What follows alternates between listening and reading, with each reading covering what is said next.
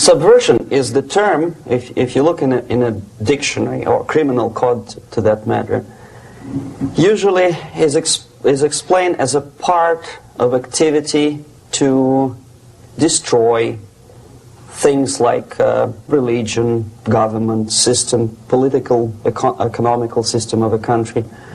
And usually it's linked to espionage and such romantic things as blowing up bridges, sidetracking trains, cloak and dagger activity in Hollywood style.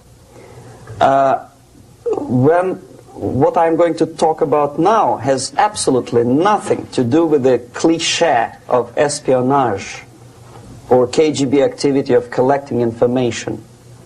So the greatest mistake or misconception, I think, is that whenever we are talking about KGB, for some strange reason, starting from Hollywood movie makers to professors of political science and quote-unquote experts on Soviet affairs, or Kremlinologists as they call themselves, they think that the most desirable thing for Andropov and the whole KGB is to steal blueprints of some supersonic jet, bring it back to Soviet Union and sell it to the Soviet military-industrial complex. It's only partly true. If we take the whole time, money, and manpower that the Soviet Union and KGB in particular spends outside of USSR border, we will discover, of course there are no official statistics unlike with CIA or FBI, that the espionage as such occupies only 10 to 15% of money, time, and manpower. 15% of the activity of KGB. The rest, 85%, is always subversion. And unlike a dictionary of English, Oxford Dictionary, subversion in Soviet terminology means always a destructive, aggressive activity aimed to destroy the country, nation, or geographical area of your enemy. So there's no romantics in there, absolutely. No blowing up bridges, no microfilms in Coca-Cola cans, nothing of that sort. No James Bond nonsense. It's most of this activity is overt, legitimate, and easily observable if you give yourself time and trouble to observe it. But according to the law and law enforcement systems of the Western civilization, it's not a crime. Exactly because of misconception, manipulation of terms. We think that subverter is a person who is going to blow up our beautiful bridges. No. Subverter is a student who comes for exchange, a diplomat, an actor, an artist, a journalist like myself was 10 years ago. Now, subversion is an activity which is a two-way traffic. You cannot subvert an enemy which doesn't want to be subverted. If you know history of Japan, for example, before 20th century, Japan was a closed society. The moment a foreign boat comes to the shores of Japan, the Imperial Japanese Army politely tell them to get lost. And if American salesman comes to the shore of Japan, let's say 60 or 70 years from now back, and says, oh, I have a very beautiful vacuum cleaner for you, with the good financing, he says, please leave us, we don't need your vacuum cleaner. If they don't leave, they shoot them to preserve their culture, ideology, traditions, values intact. You were not able to subvert Japan. You cannot subvert Soviet Union because the borders are closed. The media is censored by the government. The population is controlled by the KGB and internal police. With all the beautiful glossy pictures of Time magazine and Magazine America, which is published by the American embassy in Moscow, you cannot subvert Soviet citizens because the magazine never reaches Soviet citizens. It's collected from the newsstands and thrown to garbage can.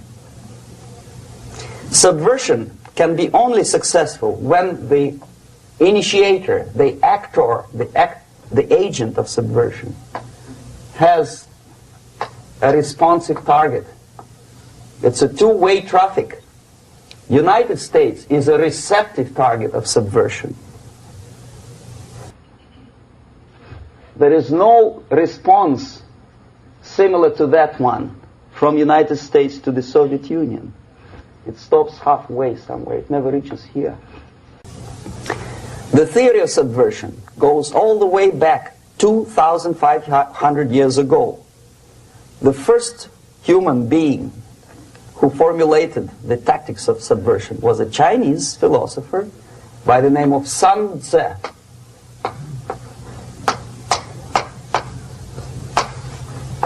2,500 years BC. He was an advisor for several imperial courts in ancient China. And he said, after long meditation, that to implement state policy in a warlike manner, it's the most counterproductive, barbaric, and inefficient to fight on a battlefield. You know that war is continuation of state policy, right? So if you want successfully to implement your state policy and you start fighting, this is the most idiotic way to do it. The highest art of warfare is not to fight at all,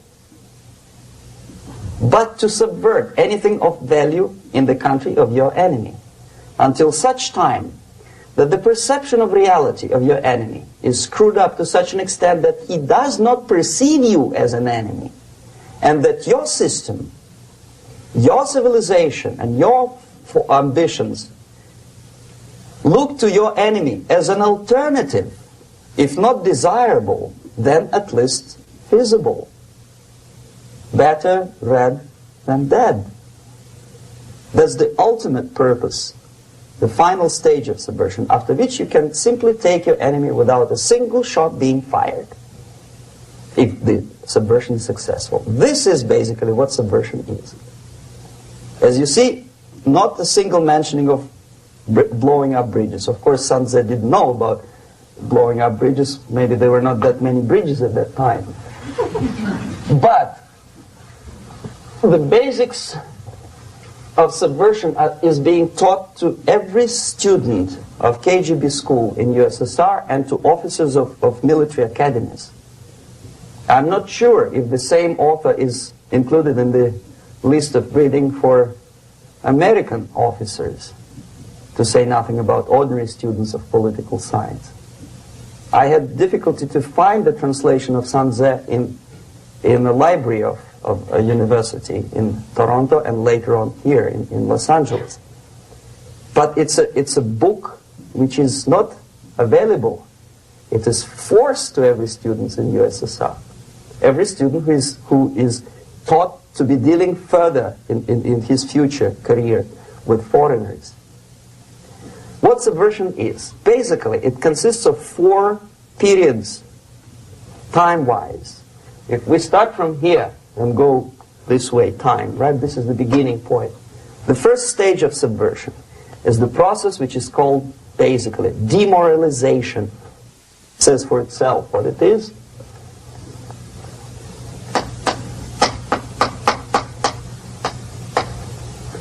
It takes from, say, 15 to 20 years to demoralize a society. Why 15 or 20 years? This is the time sufficient to educate one generation of students or children. One generation, one lifetime span of a person, a human being, which is dedicated to study, to shaping up the outlook, ideology, personality. No more, no less. Usually it takes from 15 to 20 years. What it includes? It includes influencing, or by various methods, infiltration, propaganda methods, direct contacts, doesn't really matter. I will describe them later. Of various areas where public opinion is formulated or shaped. Religion, educational system, social life, administration, law enforcement system, military, of course, and labor and employer relations, economy. Okay? 5 areas.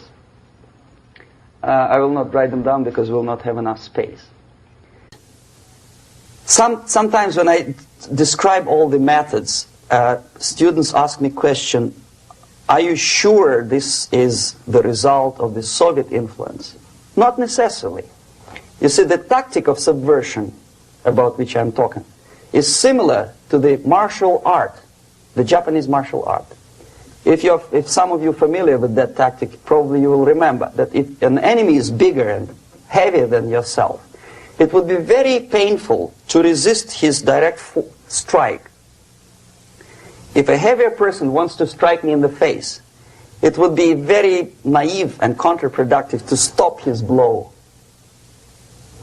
The Chinese and Japanese judo art tells us what to do.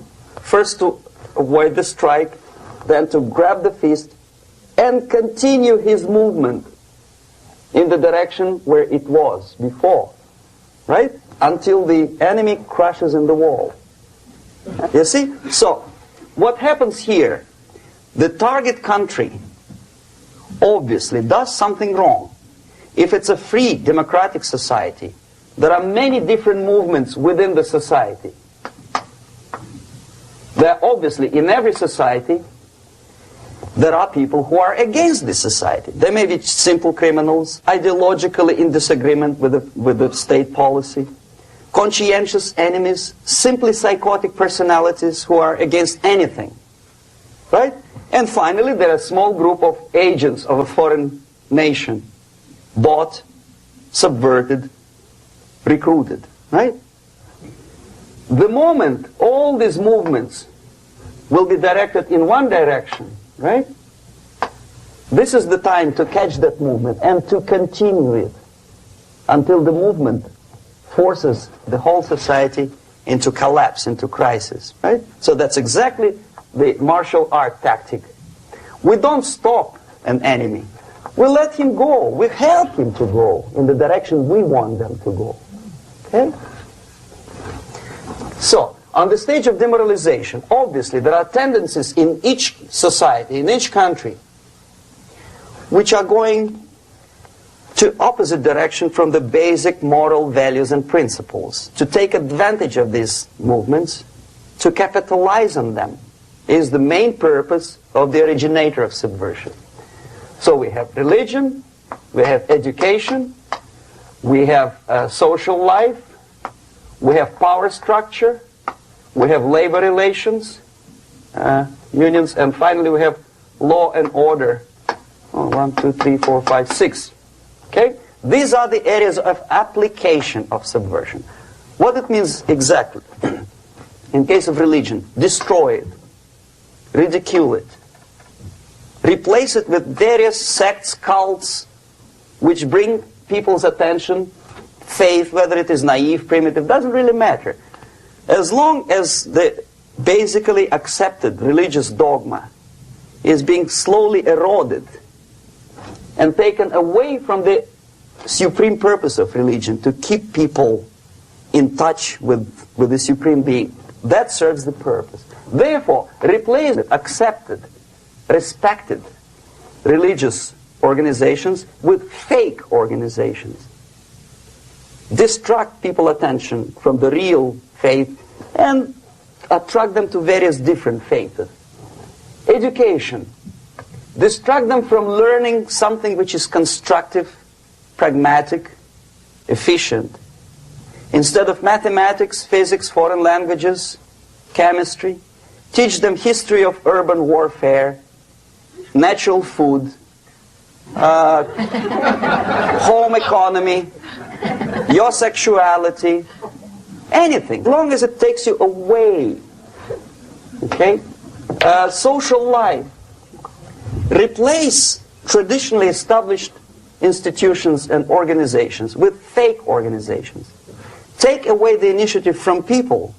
Take away the responsibility from naturally established links between individuals, group of individuals, and society at large, and replace them with artificially, bureaucratically controlled bodies.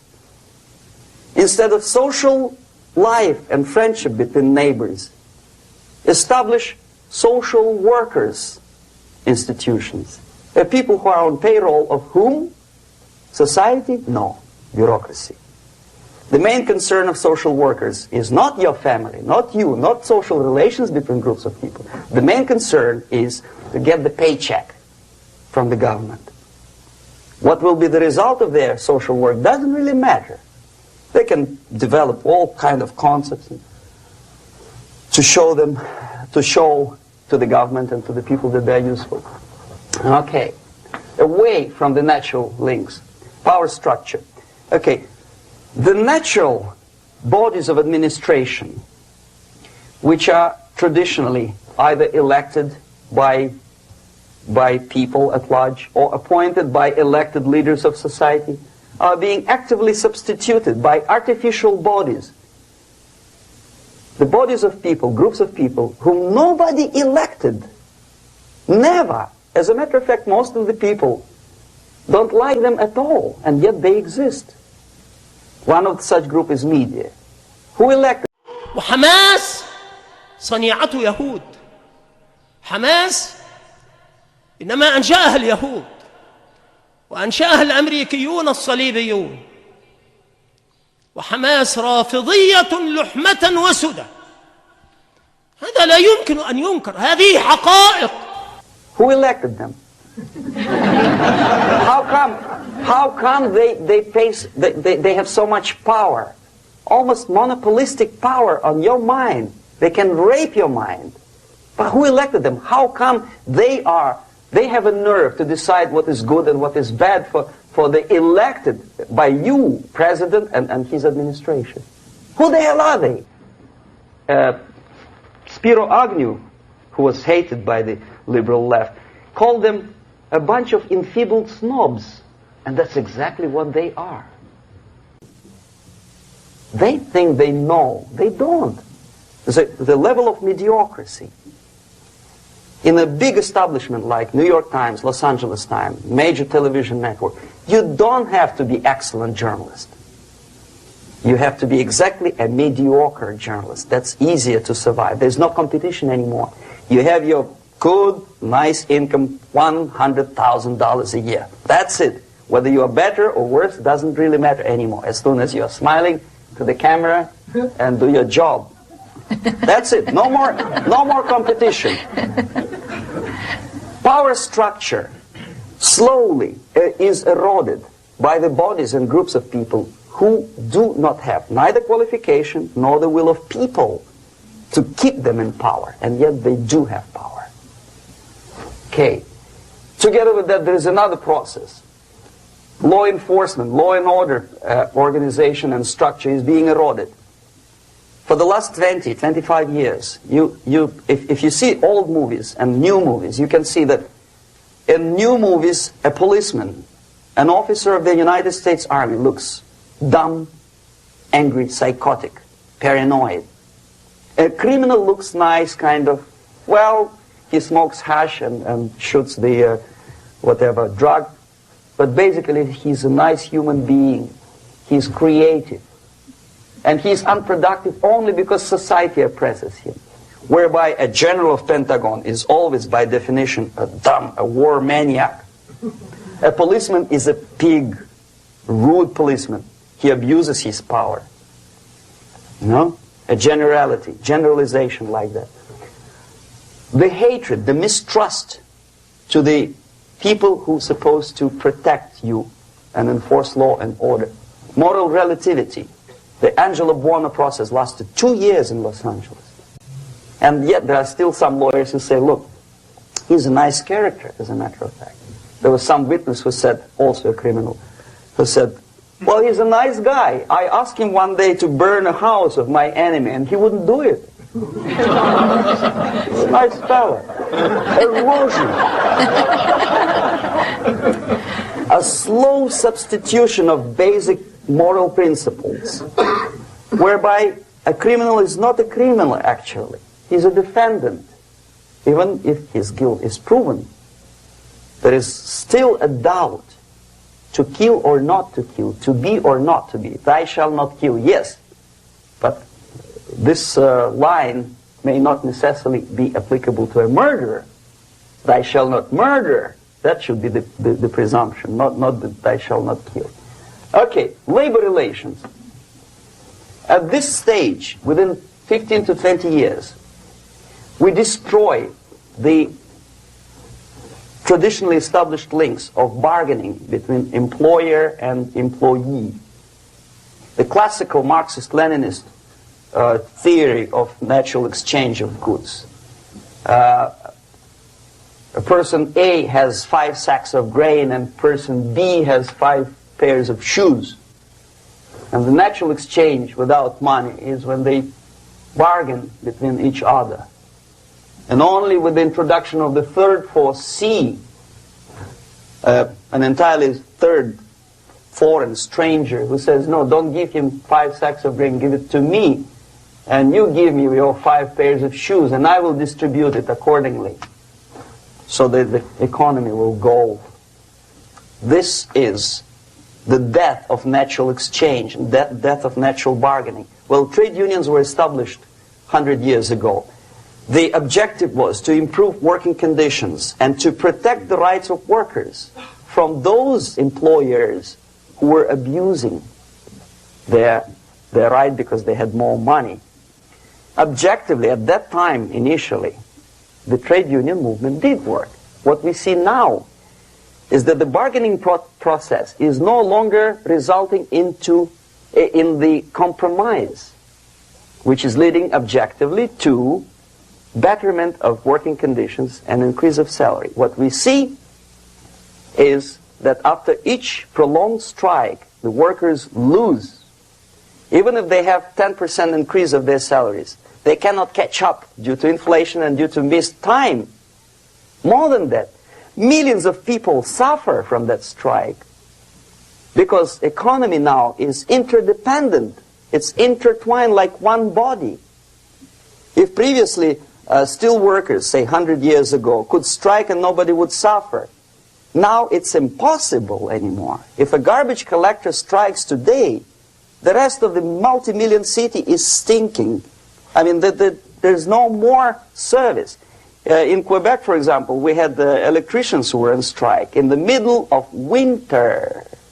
You can freeze your bottom, and they still were on strike. Did they catch up with the salary? No, they lost. Who benefited? The leaders of trade union. What is the motivation for strike? Improving of a worker's condition? No, obviously it's not. Then what is it? Ideology. To prove to these capitalists. And the obedient horde of workers, like sheep, follow these people. And they cannot disobey. Why? Because if they do, you know what happens to them. Pickets, murders, shooting truck drivers by picketers. In Montreal, for example, I saw with my own eyes when I was correspondent of CBC International, Canadian Broadcasting Corporation, when the workers of aircraft factory destroyed computers and the equipment in the factory. And the administration employed strike breakers. Their cars were turned upside down and burned. Their houses were burned. Their kids were intimidated. And some victims were there. Of that you can be sure. Why? To improve conditions of workers? No. Ideology. Okay, so this is what happens basically. It may or may not happen without the help of the Soviet Union. But the natural tendencies are being greatly taken advantage of and capitalized by the Soviet propaganda systems. How? Whenever trade union strikes, we have influx of propaganda, mass media, ideological dissemination. The workers' right, and we repeat it like parrots. Yes, workers' right. Whose rights? Workers? No. The only freedom of worker to sell his labor according to his own desire and will is taken away from him. By whom? By trade union boss. Unlimited power is given. Responsibility. I want to sell my labor not for $2.50 an hour, but for $2. I don't have right. My freedom is denied to me. I know that if I sell my work for $2 an hour, not for $3 an hour, I will compete better with the other guy who is lazy and more greedy. I don't need $3. I need only $2. No, I was made to believe by media, by business, by advertising agencies that I need more and more and more. Have you ever heard any advertising on TV to consume less? No. No way. Whether you need a six-cylinder car or not, you have to buy it. And hurry up. When I was driving here on the local radio station, an excited announcer said, "You hurry up, rush and save, save, save. There is a pantyhose sale." Save by buying more. See? Of course. It would be too naive to expect that KGB makes that advertising agency to do such a crazy commercial. No, of course not. But what we did when I was working for Novosti Press, we would snow plow editorial offices, student organizations, religious groups with literature of class struggle. If not directly Marxism-Leninism propaganda, then a propaganda of legitimate aspirations of working class, betterment of life, equality. Equality, mind you. President Kennedy once said, we will make America to believe that people are born equal. Are people born equal? Is there any mentioning in the Bible or any other holy scripture in any religion, if you don't believe me, go to the library and check it, there is not a single word about equality. Just the opposite. By your deeds, God will judge you. What you do is important. The merit of your personality. You cannot legislate equality. If you want to be equal, you have to be equal. You have to deserve it. And yet we build our society on the principle of equality. We say people are equal. We know it is false. It's a lie. Some people are tall and stupid. Others are short, bold, and clever.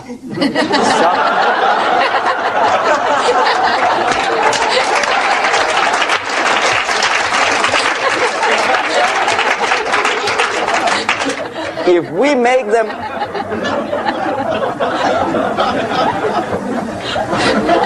we make them equal by force,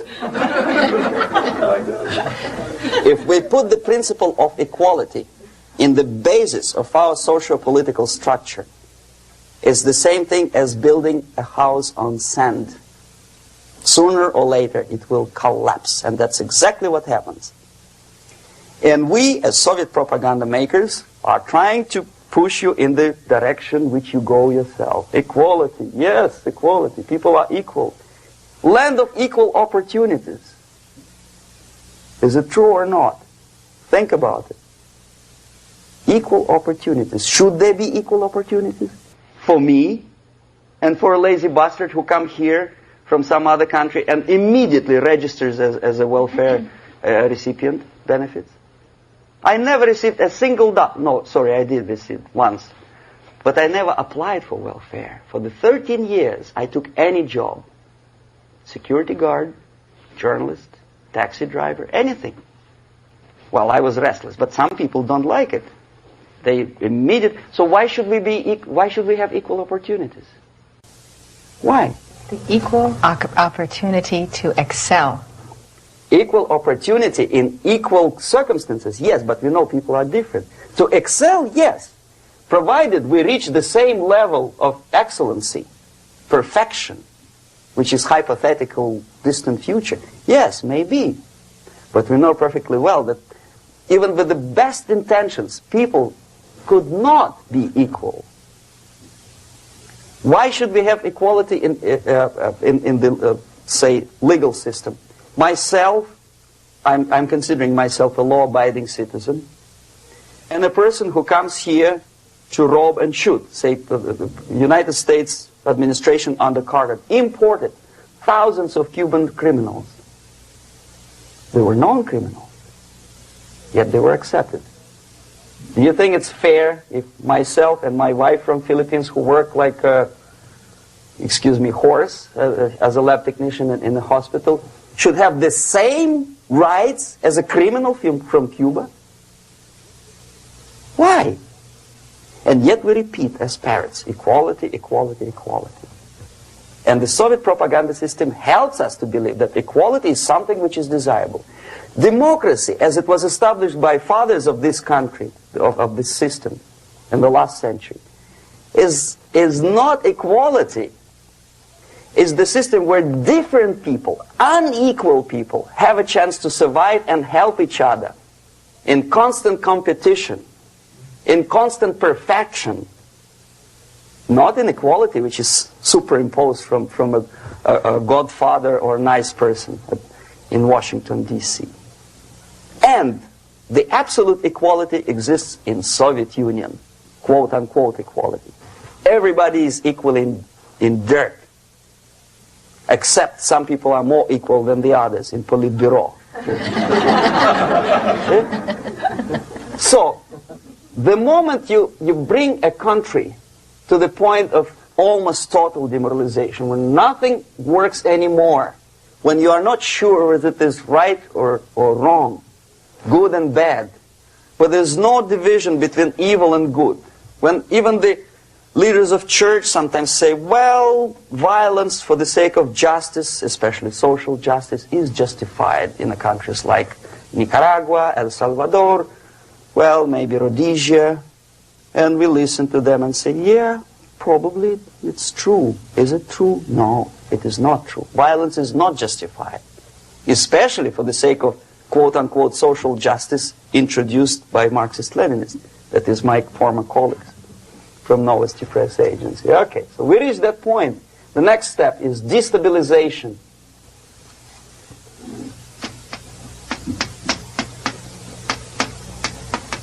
Again, this word says for itself what it is. To destabilize all the relations, all the accepted institutions and organizations in a country of your enemy. How you do it? You don't have to send a battalion of KGB agents to blow up bridges. No. You let them do it themselves. The area of application is, again, it's narrower now. Not like the previous case. The overt legitimate actions of the KGB in this case would be hardly noticeable. There is no crime if a professor who recently went to USSR introduces a course of Marxism-Leninism in a Californian college, for example. Nobody is going to come to his doorstep and say, okay, mister, come, you are under arrest. No, it's not a crime. It's not even considered a moral crime against your country. So the area of application here is narrowing down to economy, again labor relations, right? To law and order, plus military. And economy, law and order. Yes, and again the media, but wider scope, little bit different. I'll explain it later. Okay, basically 3 areas. Economy. The radicalization of bargaining process. If on that stage we still could achieve, theoretically, some positive compromise between the negotiating sides with say, the arbitrary, introduction of arbitrary judges, a third side, objectively judging the demands of both sides. Here it's radicalization. On the stage of destabilization, we cannot come to compromise even within a family. The husband and wife couldn't figure out which is better. Husband wants his kids to eat at the table, and wife wants a child to roam around the room and drop food all over the floor. They cannot come to compromise unless they start a fight. It's impossible to reach a compromise, constructive compromise between neighbors. Some people say, I don't like you to watering your lawn at that time because exactly at that time I'm walking my dog and he's getting nervous. He cannot pass his bowels, you know. So they cannot compromise. They go to a civil court or something like that. Radicalization of human relations. No more compromise. Fight, fight, fight. The normal, traditionally accepted relations are destabilized. The relations between teachers and students in schools and colleges. Fight. The relations between, in economical sphere, between laborers and employers are further radicalized. No more acceptance of the legitimacy of demands of workers. Unlike Japanese, with the theory Z, if you ever heard about it, where the workers are involved in decision-making process, therefore they don't have moral incentive to fight their bosses. In the United States, it's just the opposite. The harder is the fight, the better. The more heroic they look. When the Greyhound network was on strike recently, the correspondents of local TV networks all over the United States were approaching these strikers and they say, oh yes, we are doing something nice. They look like heroes and they were proud. There was some family, the husband was bus driver. Now they decided in a protest against the bosses to camp somewhere in the forest. And they were presented to the audience as a heroic, nice people. You see? The violent clashes between passengers, picketers, and the strikers are presented as something normal. 10, 15, 20 years ago, we would be angry, say, why so much hatred? Today we are not. We say, well, it's commonplace. Radicalization, militarization sometimes. As I explained on that stage, I took a step a little bit further. Shooting people. Okay, law and order now also is pushed into the area where previously people settled their differences peacefully and legitimately. Now we are getting with this court cases in the smallest irrelevant cases. We cannot solve our problems anymore. The society at large becomes more and more antagonistic between individuals, between groups of individuals, and the society at large. The media puts himself in the opposition to the society in general, at large. Separate, alienated. Okay? On that stage, you remember I was talking a couple of hours ago about the sleepers. That's when the students from, say, United States, if they are trained in Lumumba University, or developing nations, that's the students I was dealing with, are being sent back from the Soviet Union here. Or if they were already in the United States, in the country, which is the object of subversion, they spring to action. The sleepers go up. They slept for 15 to 20 years. Now they become leaders of groups, preachers, I don't know, public figures. Prominently they actively include themselves in a political process. All of a sudden we see a homosexual. 15 years ago he did his dirty job and nobody cared. Now he makes it a political issue. He demands recognition, respect, human rights, and he rallies a large group of people. And there are violent clashes between him and police, his group and ordinary people, no matter what. It's black against white, yellows against green, doesn't matter where the division line goes. As long as this group come into antagonistic clash, sometimes militantly, sometimes with firearms, that is destabilization process. The sleepers, many of whom are simply KGB agents, become leaders of the process of destabilization. Doesn't mean that Comrade Andropov sends Comrade Ivanov to the United States. The person who takes care is already here. He is a respected citizen of the United States. Sometimes he gets money from various foundations for his legitimate struggle for, I don't know, human rights, women's rights, kid lib, prison lib, whatever. There are sympathetic Americans who donate their money to him. This stabilization process usually leads directly to the process of crisis. In case of developing nations, that's the area where I was active. The process starts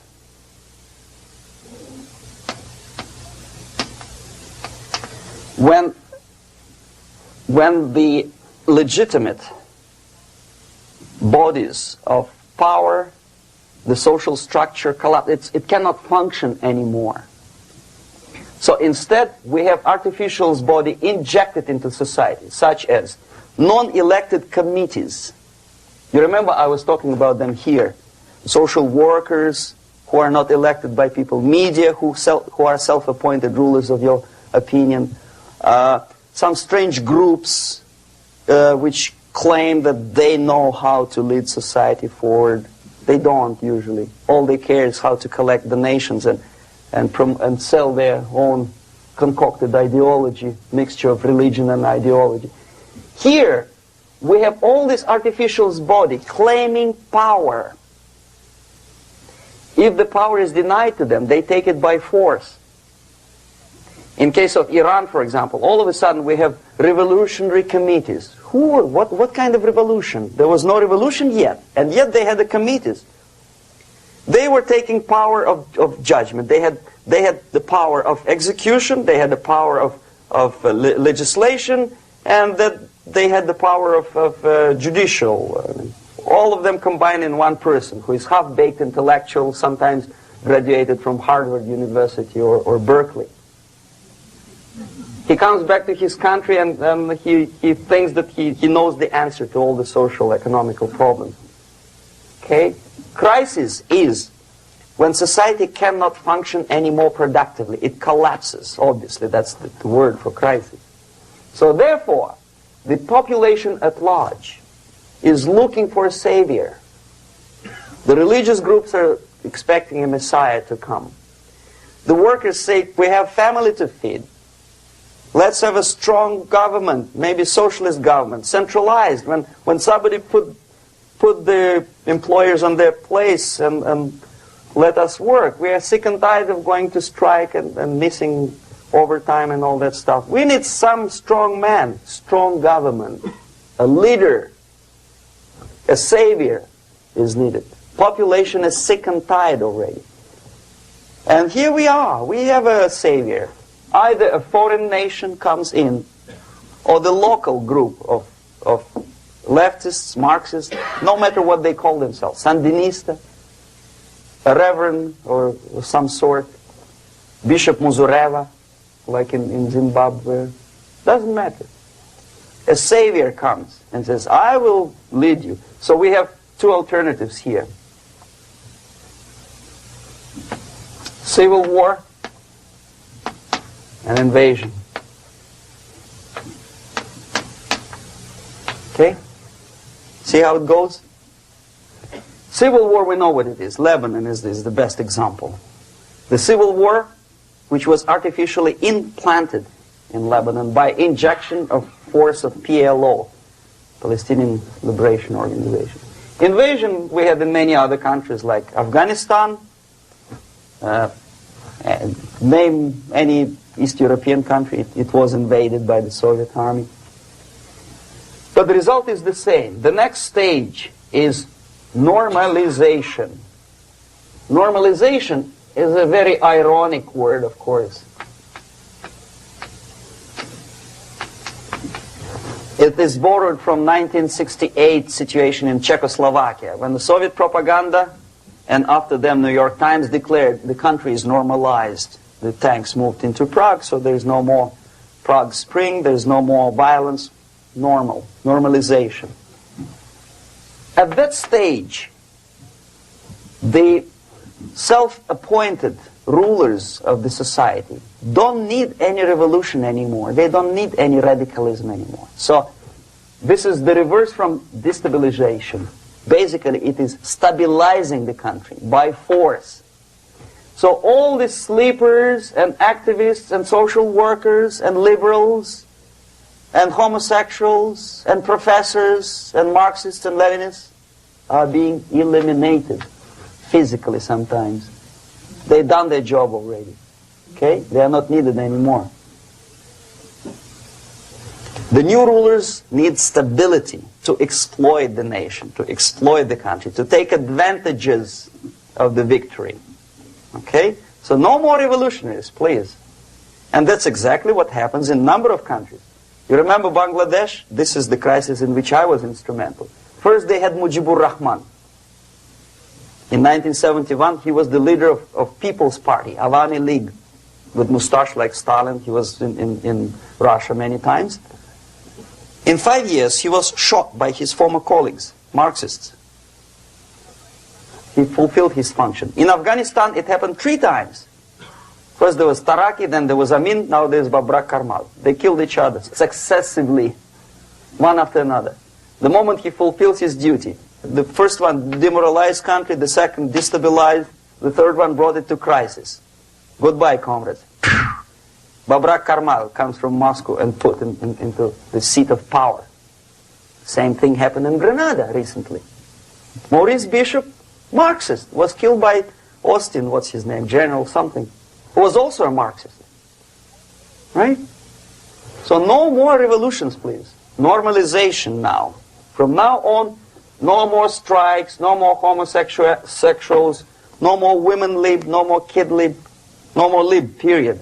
A good, solid, democratic, proletarian freedom. That's it.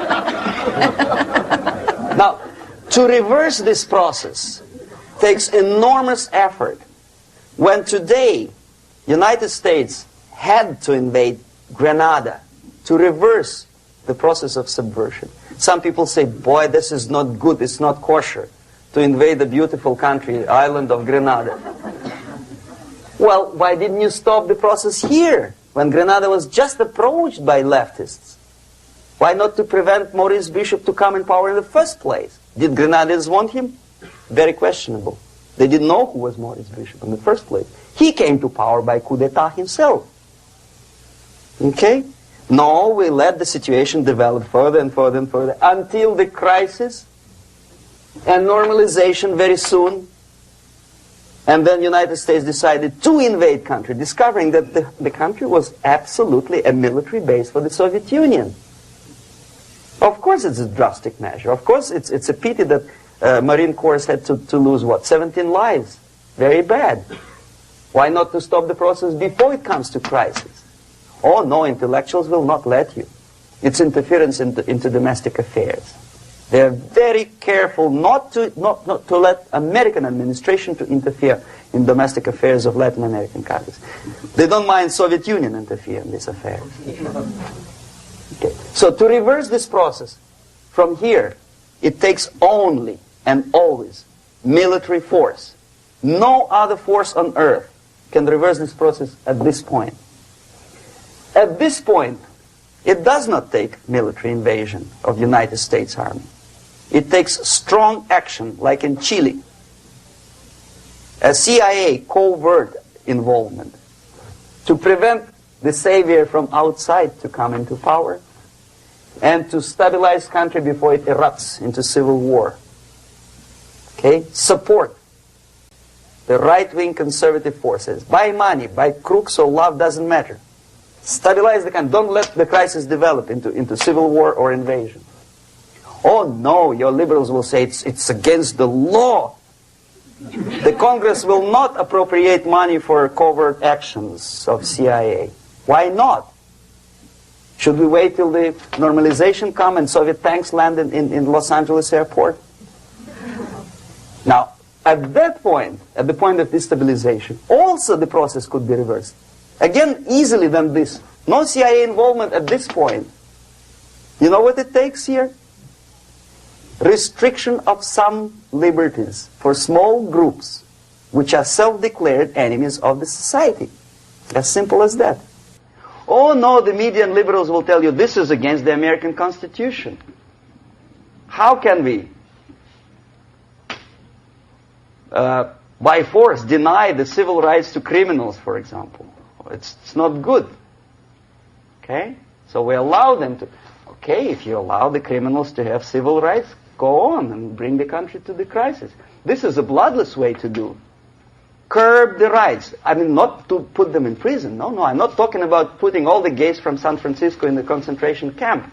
Do not allow them to take political force. Do not elect them to the seats of power, whether it is municipality level, state level, or federal level. It has to be beaten in the heads of American voters that a person like that in the seats of power is an enemy. Do not be afraid of this word. It is an enemy. If he is not an enemy here, he will be here. Later on, he will be shot, of course. But at this point, he is an enemy. Okay? You are doing great service by denying him a right to capitalize on his own crazy ideas and become a powerful man, a man who uses the seat of power. Restriction of certain freedoms and permissiveness at that point would prevent sliding into crisis and probably will return the process of destabilization. To curb unlimited power, monopolistic power of trade unions, here, at that point, would save economy from collapsing. To introduce a law to stop private companies of raping public opinion's mind in the direction of consumerism. No company must have a right to force you into buying more unless you want it. There must be a law. You want to advertise your car? Okay. But not a single mentioning of buying it now and saving money. It must be against the law to force people to consume more. Self-restraint. Previously, before this process started, the self-restraint was a business of church, religion. Because our preachers, the fathers of church, would tell us, material values are good, but it's not the prime function of human being. Because you have to live with something. Obviously, the design for our life is not to consume more deodorants. There must be something greater. If such a complicated instrument as human body was created, obviously there must be some higher purpose for that. And it's very easy to avoid destabilization by denying the greedy companies one little freedom, one little liberty, forcing you into turning yourself into processors of unwanted products and goods. They turn you into machines, like the worm who there's inlet and outlet. So, and how long an average appliance lasts these days? Less than a year. Why? Where's workmanship? Oh, we want you to buy more. Okay. Destabilization process could be easily overcome if, as I say, the society, by its own will or after persuasion by the leaders, will come to the idea of self-restraint. It's so hard, we want to consume more, but you have to. Unless you will come to this stage, when, as we say in Russia, if Sahara Desert ever becomes a communist state, there will be shortage of sand. So you have to curb your... You have to curb your expectations at this point before it's too late. But no, we don't want to do it. Demoralization process. Again, it's the easiest thing to reverse. First of all, by restricting import of propaganda. The easiest thing to do. Unlimited unrestrained import of Soviet literature, Soviet journalists, giving Soviet propaganda and ideological agitators equal time on American TV network. It has to be stopped. And it's easier. They won't be offended, mind you. As a matter of fact, they will respect America more. But when my former colleague Vladimir Posner appears on Nightline and Ted Koppel asks him, well, Vladimir, what do you think about this? And what can he think? He is an instrument of propaganda. He thinks what Comrade Andropov tells him to think. He's just a nice, articulate mouthpiece of the Soviet subversion system. And Ted Koppel makes you believe that my friend Vladimir Posner thinks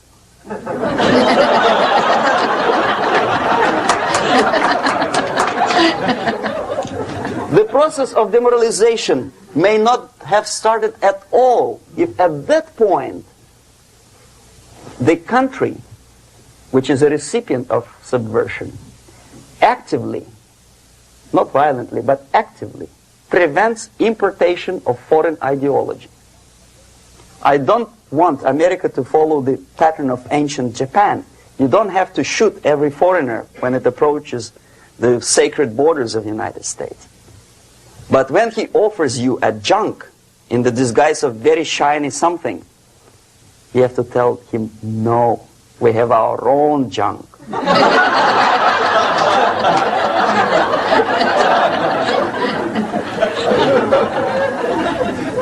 If at that point the society is strong, brave, and conscientious enough to stop importation of ideas which are foreign,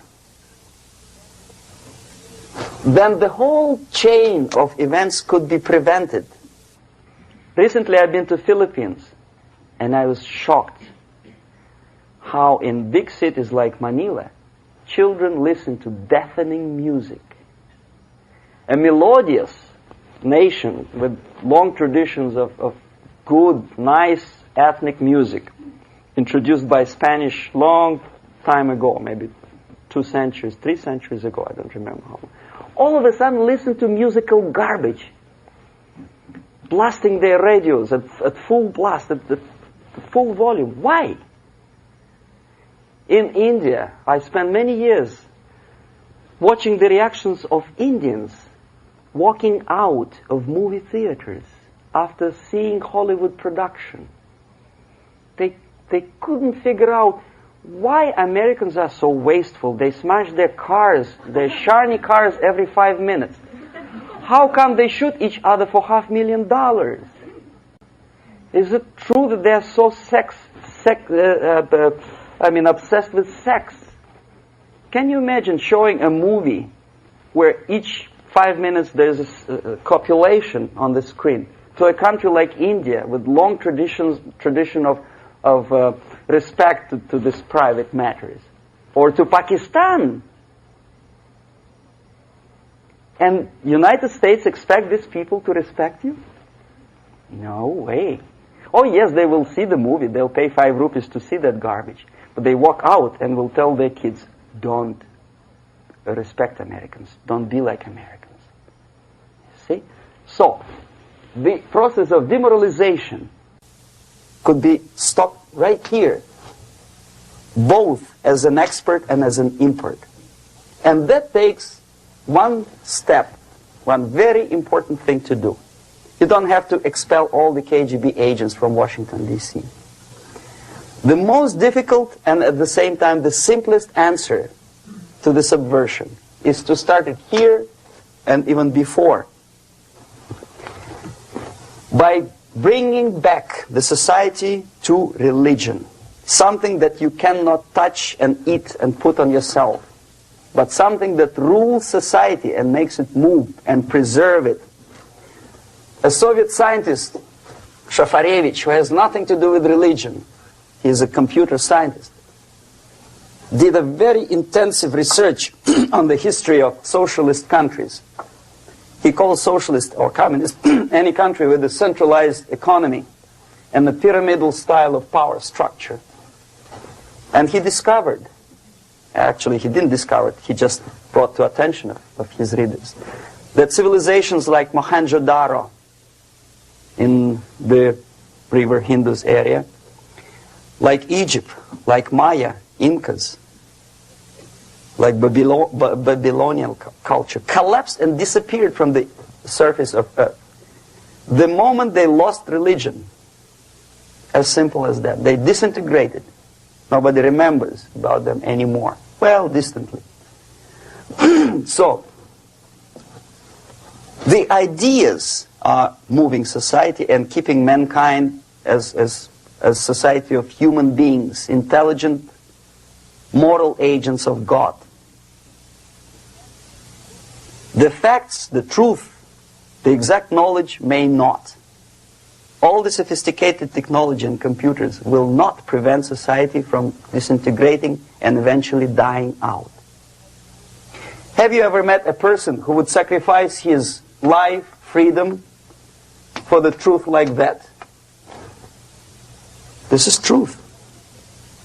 I never met a person who said, this is truth and I'm ready to shoot me. To defend the truth. Right? But millions sacrifice their life, freedom, comfort, everything for things like God. Like Jesus Christ. It's an honor. Some martyrs in the Soviet concentration camp died. And they died in peace. Unlike those who shouted, "Long live Stalin," knowing perfectly well that he may not live long. Something which is not material moves society and helps it to survive. And the other way around. The moment we turn into 2 by 2 is 4 and make it a guiding principle of our life, our existence, we die. Even though this is true, and this we cannot prove. We only can feel and have faith in it. So the answer to ideological subversion, strangely enough, is very simple. You don't have to shoot people, you don't have to aim missiles and Pershings and cruise missiles at Andropov's headquarters. You simply have to have faith and prevent subversion. In other words, not to be a victim of subversion. Don't try to be a person who in judo is trying to smash your enemy and being caught by your hand. Don't strike like that. Strike with the power of your spirit and moral superiority. If you don't have that power, it's high time to develop it. And that's the only answer. That's it. Thank you.